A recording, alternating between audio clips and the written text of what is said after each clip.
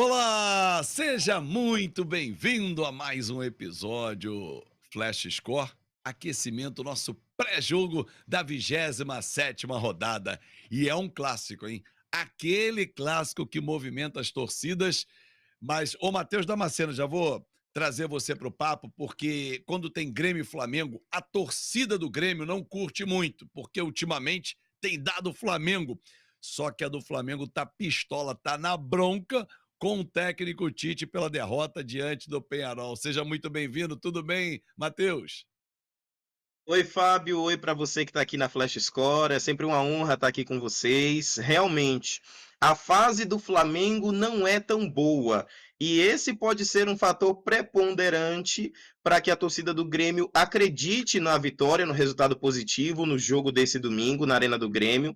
Um jogo, Fábio, que a gente tem novidades boas, né? A Arena do Grêmio vai poder receber 24 mil torcedores e aos pouquinhos a Arena do Grêmio vai voltando a operar com a normabilidade, né? Com a normalização está sendo feita, aos poucos ela vai, acabei criando até um neologismo aqui, aos poucos ela vai voltando a operar com normalidade, porque aos pouquinhos vai se reorganizando. O problema de receber muitos torcedores estava sendo justamente a parte elétrica. E aí alguns transformadores foram já ajeitados para esse jogo. Dos 6 que operam na arena, 4 já foram ajustados e o sistema de abastecimento de energia já está quase 100%. Então, 24 mil torcedores estarão presentes. A torcida visitante vai seguir no terceiro anel, no primeiro anel a torcida do Grêmio, e a gente também teve a instalação de 252 novos refletores de LED, o que vai permitir que a partida aconteça às 6h30 da noite e também vai ajudar a Arena do Grêmio, além de ficar mais moderna, aumentar a eficiência energética do estádio. Então, promessa de um belo jogo, Fábio. Com certeza será um grande jogo e aos poucos, né, o Rio Grande do Sul vai voltando à sua normalidade, como você disse. Eu lembro que o primeiro jogo da volta da Arena do Grêmio foi 11 da manhã, Grêmio e Atlético Mineiro, com geradores garantindo energia elétrica, mas não foi à noite exatamente por conta da carga, né, de energia que agora consegue ter numa tensão maior, numa potência maior para ter esse jogo à noite. Agora, o Matheus, esse é um jogo em que o Renato Gaúcho também está pressionado, por mais que o risco de rebaixamento seja pequeno hoje, de 14%, mas ele existe na equipe do Grêmio. O Tite, do outro lado, está pressionado, porque as chances do Flamengo ser campeão são de apenas 4%, e os dois times se dividem, né? Enquanto o Grêmio faz uma corrida de recuperação para tentar pegar até uma Sul-Americana, e vai ter jogo para realizar no meio de semana, um dos jogos atrasados contra o Criciúma, o Flamengo pisa no acelerador contra o Grêmio ou um pouquinho no freio, porque tem o Penharol na volta lá no Uruguai na próxima quinta-feira, jogo que eu vou acompanhar aqui na Flash Score. Fábio, a situação do Renato é mais tranquila porque o Grêmio só tem o Campeonato Brasileiro depois que foi eliminado da Copa do Brasil.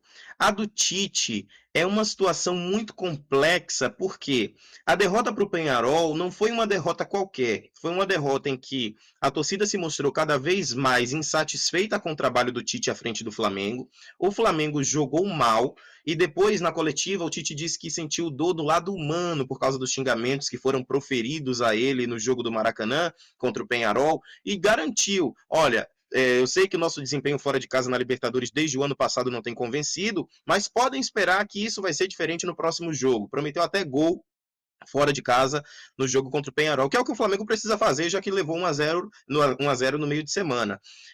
O Tite está muito pressionado, muito. Então, ele está tendo que fazer um malabarismo muito grande para manter o Flamengo vivo na Copa do Brasil.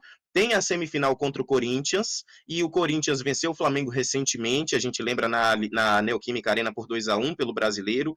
Tem a Libertadores, que vai ter que reverter um jogo difícil lá no Uruguai contra o Penharol, e o brasileiro está ficando cada vez mais distante. Então, essa temporada está praticamente igual à temporada passada. O Flamengo sem ganhar um título de expressão, caso se confirme as duas eliminações, né? Copa do Brasil, caso venha a eliminação na Copa do Brasil, venha a eliminação também na Libertadores, e o Flamengo não vence o brasileiro. O brasileiro está mais distante, por quê? Ao se manter vivo nessas competições, a gente tem uma arte que mostra o desempenho do Flamengo no Brasileiro, o Flamengo caiu de produção no Campeonato Brasileiro, no Brasileirão 2024. A gente tem, nos últimos 5 jogos do Flamengo, apenas uma vitória, né, que foi contra o Bragantino. Então, esse desempenho fez com que o Botafogo se afastasse, o Palmeiras pegasse um novo gás, encostasse ali e o Flamengo ficasse atrás. Nesse momento, o Flamengo está na 4ª posição, com 45 pontos, a 8 do líder Botafogo. Então, está um pouco distante ali dos times que estão mais brigando pelo título. O Flamengo fez 6 gols nos últimos jogos, mas o desempenho não está sendo tão bom. Os últimos 5 jogos do Flamengo foi um empate com o Palmeiras em 1-1 no Brasileiro, jogando em casa. Depois saiu para visitar o Botafogo, levou 4-1. Depois em casa venceu o Bragantino, que é a única vitória dessa sequência de 5 jogos. Saiu na Neoquímica Arena, tomou 2-1 do Corinthians e no último jogo empatou com o Vasco 1-1 no Clássico Carioca. E aí esse desempenho do Flamengo no Brasileiro foi decaindo, claro, cansaço do time, algumas mudanças que o Tite promoveu no time que não surtiram tanto efeito, mas a gente percebe um decaimento da qualidade do futebol apresentado pelo Flamengo. No jogo do meio de semana contra o Penharol, a gente destaca a entrada do De La Cruz, né? A manutenção do Alexandre e do Plata, que jogaram contra o Vasco e foram mantidos, fizeram uma boa apresentação na visão do Tite, foram mantidos no jogo contra o Penharol. E o Gabigol ficou de fora, né? Ele teve uma fibrose no músculo posterior da coxa direita, ficou de fora. A comissão técnica do Flamengo, departamento médico, preferiu poupar o jogador nesse jogo. Mas são mudanças que o Flamengo vai fazendo ali, tentando ajustar o time, tentando ver se o time melhora o futebol, mas o Flamengo não jogou bem contra o Penharol, essa é a realidade.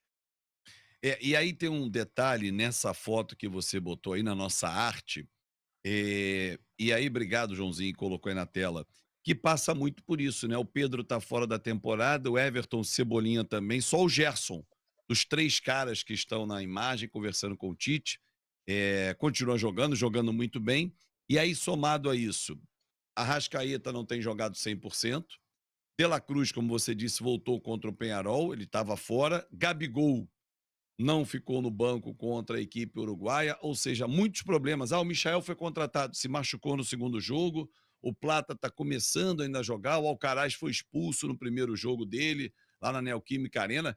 Não está fácil a vida do técnico Tite também, apesar de eu achar que ele tem muito a ver com os resultados. A forma burocrática como o Flamengo joga, cria, mas faz mais volume, mais espuma do que efetivamente chega na direção do gol.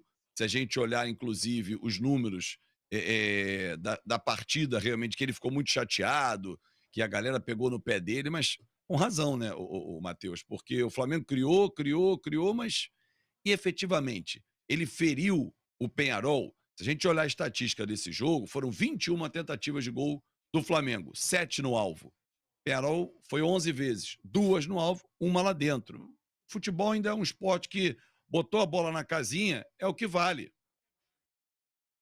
Sem sombra de dúvida, Fábio. E a falta de objetividade no ataque do Flamengo foi nitidamente vista nesse jogo contra o Penharol. E por isso a torcida do Flamengo ficou tão insatisfeita com o desenvolvimento do time. O Flamengo agora vai ter uma sequência muito complicada, com uma decisão a cada 3 dias. Aquela média vai voltar. Calendário é um problema e tudo mais, você tem que se adequar ao calendário. O Flamengo agora vai jogar com o Grêmio esse fim de semana, tentando não se distanciar tanto dos líderes do campeonato, Botafogo e Palmeiras. Depois ele tem na quinta-feira o Penharol no jogo de volta, jogo no Uruguai, onde ele precisa reverter esse 1-0. Volta para o Brasil para receber o Atlético Paranaense pelo Campeonato Brasileiro. E depois, no outro meio de semana, já tem o jogo de ida para receber o Corinthians no Maracanã, jogo de ida da semifinal da Copa do Brasil. Então a sequência não é fácil. Já do outro lado, o Grêmio, ele não vai contar com Gemerson para esse jogo. Gemerson que chegou ao Grêmio em maio e tomou seu primeiro cartão no último jogo, no empate contra o Bragantino 2-2, ele até marcou um gol, mas ele levou um cartão com a camisa do Grêmio, mas acumulou cartões porque já tinha feito 2 jogos onde tinha levado cartão com a camisa do Atlético Mineiro, e aí ele vai cumprir suspensão nessa partida. Gemerson não estará à disposição do Renato Gaúcho.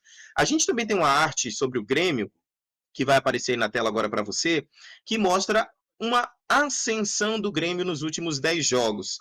A gente tem 7 vitórias, perdão, 5 vitórias do Grêmio, 3 derrotas e 2 empates. Esse é o desempenho do Grêmio. Nos últimos 10 jogos ele perdeu para São Paulo, Bahia e Atlético Mineiro, sendo Bahia e Atlético Mineiro jogo em casa, 2 empates contra Corinthians e Bragantino e 5 vitórias. Né? Ele venceu Criciúma, venceu Cuiabá, venceu o Atlético Paranaense, venceu o Vasco e venceu também o Vitória. O Grêmio não tem tido um desempenho tão bom em casa. Nos últimos 2 jogos, perdeu para o Bahia e para o Atlético Mineiro.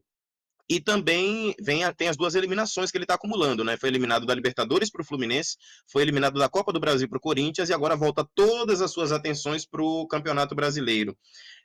Para esse jogo também, Fábio, a gente estava falando sobre a Arena do Grêmio, voltar à normalidade, a previsão de, sem nenhum tipo de restrição, ter 100% de público é em 25 de outubro. O Grêmio vê essa data com muito carinho, 25 de outubro contra o Atlético Goianiense. Provavelmente ali a gente já vai ter nenhum tipo de restrição, a gente não vai ter nenhum tipo de restrição e já vai ter 100% do público na Arena do Grêmio. O Grêmio completou 121 anos no dia 15 agora de setembro, completou 121 anos de fundação, fez um jantar, aquele famoso jantar de comemoração, com grandes figuras, grandes ídolos, jogadores atuais também.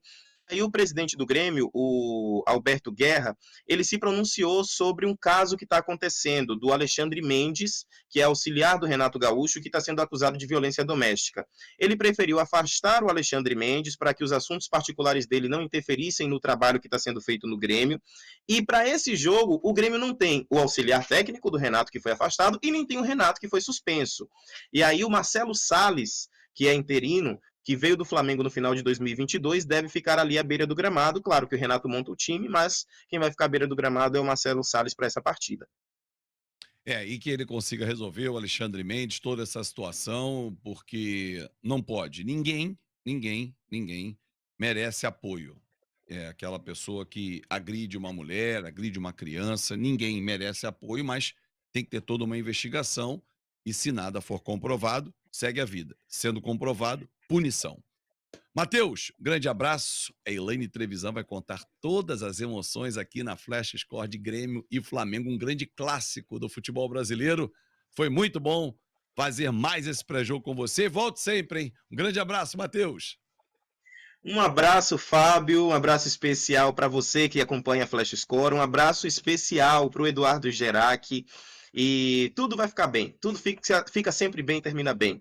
Um abraço para todos, continuem na Flash Score, a Elaine Trevisan vai narrar um grande jogo e até a próxima. Tchau, tchau. Valeu, Matheus. Um grande abraço pro Edu também. Já já com a gente aqui, firme e forte, estamos sempre juntos. Nosso time Flash Score é muito forte. Ponto final em mais um pré-jogo. Espero que você tenha gostado. Então, peço a você para deixar o seu like, comentar, compartilhar e, claro, se inscrever no nosso canal. Grande abraço. Muitos jogos nesse fim de semana e todos eles passam na Flash Score. Tchau, tchau.